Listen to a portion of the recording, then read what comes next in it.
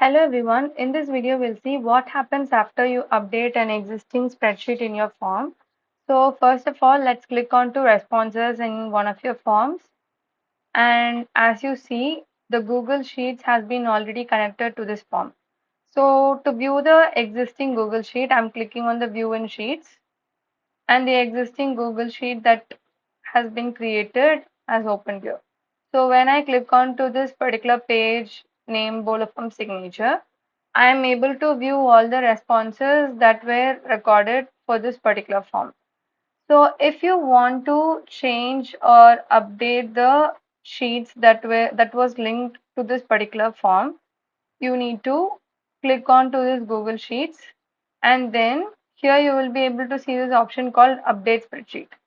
So when you click on this update spreadsheet, it will ask if you want to add the responses to an existing spreadsheet or a new spreadsheet. So I am clicking on create a new spreadsheet and click create. So the new spreadsheet has been updated successfully. So when I click on to the view in sheets now, you won't be able to see any responses under this new sheet immediately. So in order to view responses under this particular sheet, you have to record a response. So I am filling a response myself to try this out. So after filling all the responses, when I click submit, the form response will be submitted. So now when I go and click onto the view in sheets, so when I click onto the sheet now, I'll be able to see all the responses that were recorded previously and the response that was filled right now.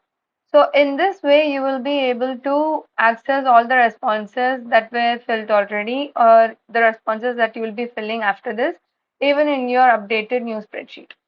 So I hope this video would have been useful to you. Thank you.